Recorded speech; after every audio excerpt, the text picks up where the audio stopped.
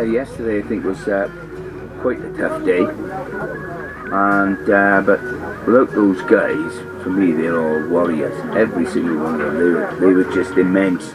Even down to the fact that they had to carry me for the last few hundred meters, like them being on someone's shoulders. That's the first time that one's happened since I was probably about 14 in a swimming pool.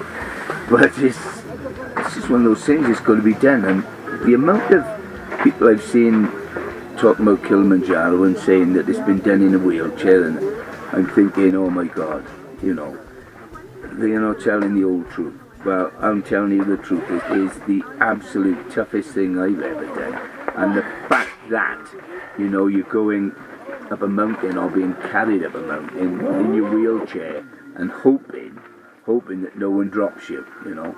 And in all honesty, I wasn't scared. But having said that, I was still kind of apprehensive, because if they had have dropped me, then I was dead. You know, as simple as that. So, Emma, Lee, first day, 2,750 metres up. How do you feel? Great. Yeah. Really, yeah, great. Yeah, I feel really good too. Yeah. I understand Lee, I understand that you've sustained a few injuries along the way, though. My heels, I don't know if you can see, but look, I've hurt my heels, but you know, that's just a little thing, isn't it? So I know. Get over it. Terrible. I mean, they had to stretch you up, didn't they? Yeah, nearly. You know, I was crying halfway up, you know, and I don't know what I'm going to do, and they might have to cut them off, so.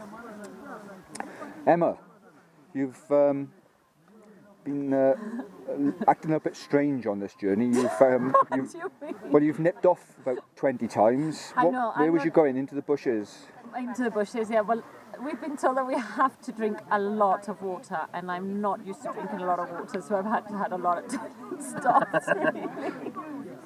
Water in the plants, eh? Yes, yeah. Mark, tell us about day one on the mountain. Day one, fantastic day. Tough day. Heat, very hot, obviously, and very, very dusty. I've never seen so much dust up my nose and my ears, my mouth. But it's been a good day. Temperature's dropping now, so I'm going to be putting a jacket on in a moment. Fantastic. Just bringing on tomorrow. We've just been spoilt with some popcorn and hot chocolate to get the old calories back into us. And yeah, just bring on tomorrow now. Just looking forward to it. Ellie, tell us what cunnilingus is. I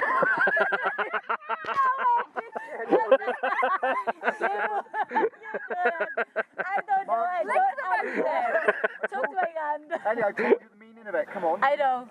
Lick the mountain. Lick the mountain. No, honestly, right, we're here at camp. We've done a massive walk today. How are you girls feeling? I'm feeling great. Yeah, good. I think I've refreshed. We've got popcorn, we've got chocolate. Oh, it's amazing. It's fantastic. What was the highlight of today for you? The popcorn. The popcorn and the scenery? The scenery on the way up was absolutely beautiful. First of all, we went through the Rongai forest, and that was fantastic. So there was a bit of cover and shade, which was good, because we were walking through the hottest time. We started off at about 2 o'clock. Yes, steaming. And arrived here about 5. Obviously they've warmed us up now, temperature is dropping. What about the porters and the staff that are with us? Fantastic. No other word for it. I've never met such a friendly bunch of people. They are all very, very professional and just really fantastic, and looked after us really well. First day experience with them has been fantastic. The porters are amazing. Porters, yeah. Fantastic people. Like absolutely 4 of them have whizzed on her. But they're really supportive, so you go really slow. They take help loads of water on. Polly. Really, really good. Polly. Tell us what Polly is. Polly. Slowly, slower. Slowly. So feeling confident about pushing on? Feeling very confident. It's just good to be here, and it's good to, you know, actually be we are halfway up in altitude. We've got a big sort of journey ahead of us, but feeling positive, aren't we? The camp's feeling really good. Yeah, it's great. And everyone gets on with each other, which is amazing. We've got a good set of people here, so that helps a lot. And I think everyone's done very, very well today. Good. Yeah. Any final words for the cameras? Bring it on! Bring it on. So a big walk ahead of us tomorrow. How are you feeling about that? Yeah, I mean, obviously apprehensive. We're now at 2,750 metres. We've got a 5-hour walk again tomorrow, which will be pushing us up to just over 3,500. and that's when the altitude sickness can set in, so obviously we'll be feeling it and we'll be out of breath a little bit, but yeah, I'm okay, let's bring it on. And how are you feeling now that we're sort of here? How are you feeling about the next few days? Good. They've been still we can't wait confident. to. The camp was just up quick. We Yeah. got here, everything was set up, just fantastic, really efficient. Obviously from now on in, the altitude is going to set in, so I know it's going to get harder. Yeah. But we are prepared really for it. confident. It's a good team. Yeah. Yeah. Mounted in the distance. Is that Kibo? Kibo, yeah. Yeah. There's Kibo in the distance. It is over that way of the camp. So our tents and the porters have their area just down there, and there's also a little posh portaloo. It's not very posh, it's just a hole in the ground. We've had hot water today. And there's our mess tent, where we've just been provided with popcorn and hot chocolate, and we're waiting for our dinner, a 3-course dinner in fact. There's one of the porters. So John, first day on Mount Kilimanjaro, how was the experience of coming up? I've been thinking about it for so long now, and it was when we first talked about it in January, and I suppose it's been part of my weekend day ever since January. But I'm actually at this first base camp. I think this morning I was a bit kind of nervous. Now we've reached this first base camp, and the guys that helped me out, they were absolutely phenomenal, the guys. I've got 4 guides that are kind of looking after me, so fantastic. They were superb. And how are you feeling physically? You feeling tired? Because I understand you didn't have much sleep last night. I didn't really. I think it was the excitement of the experience of coming up, to be honest with you, you know.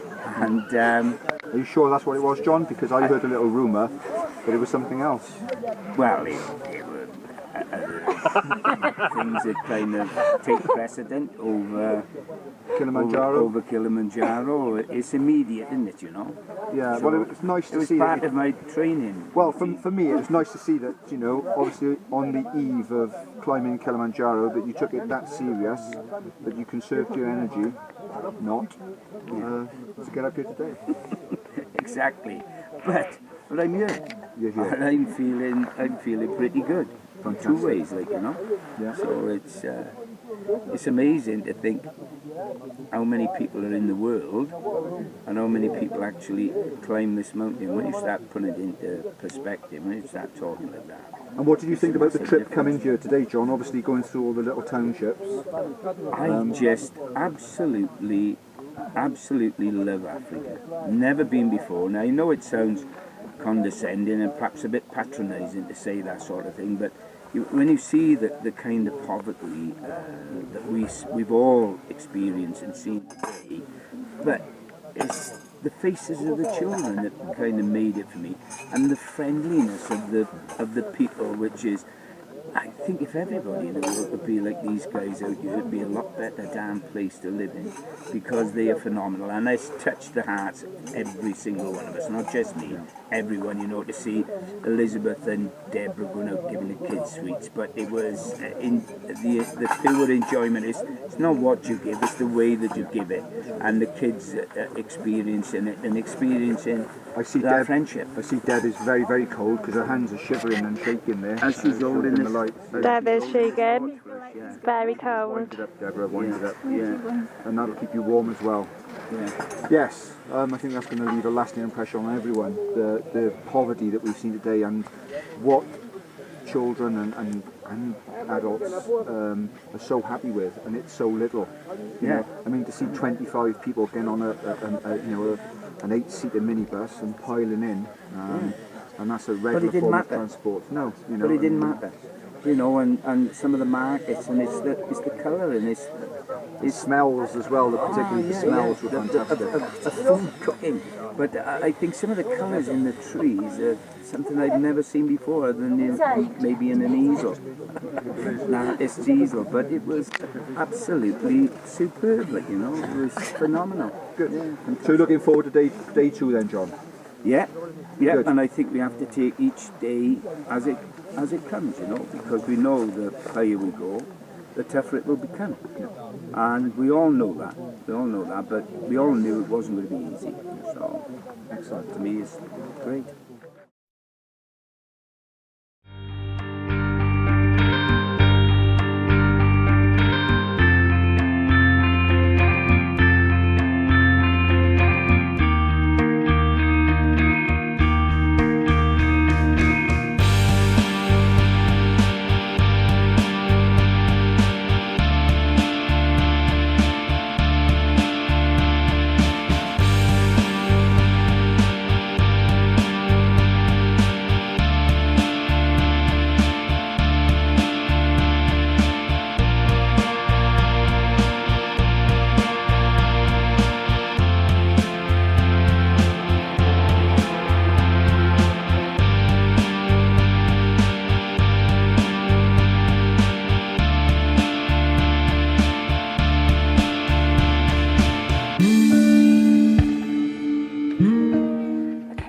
And a second day, and we have literally just got to camp. Unbelievable, the 4 guys that are with John, they ended up on piggy banks. Really emotional, absolutely the hardest thing that I've ever done in my life so far, but the most amazing. Just the people that you're surrounded with are absolutely fantastic. They have jumped over so many hurdles that you wouldn't imagine. But we're here, we've done it. So we're just about to set up our bags and get our sleeping bags out, our thermomats, and there's hot chocolate and popcorn ready. And then we'll have dinner tonight. So end of day 2, fantastic. Mark, smile. We're now at K3 camp, 4,000 metres above sea level. We've just arrived, left at 9 this morning, so a 3.5 hour hike, but obviously at altitude. Yesterday was probably the worst day. We had to carry John. Didn't think we were going to make it. We actually had him on our shoulders. And then at arriving at camp, it was so emotional to see all the girls crying. I think everyone set each other off. The nights are cold. It's like being in the Antarctic. Everything has to go in your sleeping bag because otherwise it will just freeze. And the other thing that is evident is the dust. It's like being on the moon, and the dust is in your nose, in your eyes, in your ears. Your nails are black, hands, everything. It's so dusty. But we're all buoyant, we're all okay, and we've made it this far. Tomorrow we're going up another 750 metres to Kibo,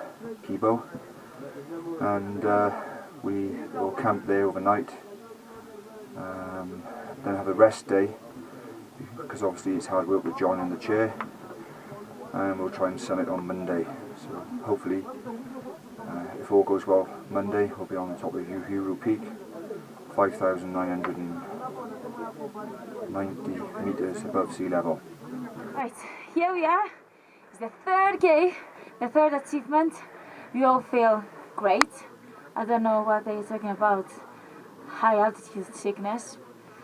We are having something to drink, and we can't wait for tomorrow. Johnny, he's brilliant, and all the team is fantastic. I'm so glad that I am part of it, and I can't wait to reach the summit, which will be in 3 days. The guys are collecting water from right down on the stream, and you can kind of see 2 of them walking with the buckets on their heads. Miles and miles for water, and all the camps are based around water sources. And it's the end of the season now, so everything is quite dry. And at the end of October they don't do any more tours, just because there isn't much water around. Next day, we're now heading to Kibo camp, 4,700 metres or 14,100 feet above sea level. It's the group. I'm looking after them. Our guides, 4 of them. It feels like we're on the moon, literally. As you can see, there's nothing but rocks. We're amongst the clouds. We're actually above the clouds. It's just crazy. Lee's not too good today, so we're taking a slow pace. I hope he's going to be alright, but I think he's suffering with a bit of altitude sickness. I mean, there's stunning views, but crazy. Yeah, it's been a good day today. We started early like every day, but it's been a short day. Yesterday was a tough day. It was a long day, and at the end the terrain was really tough. So we really struggled with John, the chair, everything. But everyone, I mean, in a way, it was really good because everyone pulled together. It just gave everyone a second wind, really. We all pushed. We did really well, and when we got to the camp, we were really, really pleased. We all got really emotional, but it was great. We really, I think, felt a real sense of achievement, and we felt like a real team. And then we had a great night in the tent. We were fed really, really well, like always. It was freezing cold, but we had a good laugh, and so we start again today. But today's been much easier, short day, ready for tomorrow. Tomorrow we've got a big day ahead of us again, and I think we're going to reach the fourth camp tomorrow, just before summit, last camp before summit. So it's going to be a hard pull, and it's going to be a bit of a try, really. Unfortunately, you missed me dancing earlier. I did video it, but it didn't save. And what were you singing? Just the two of us. We can make it if we try. All the girls were dancing and singing, and we had one of the porters dancing and singing. It was quite surreal that we were dancing 3,700 metres above the sea. So I don't know if it was just lack of oxygen in our brains, or we're just all crazy. But there we go. We're doing this for Fullcircle.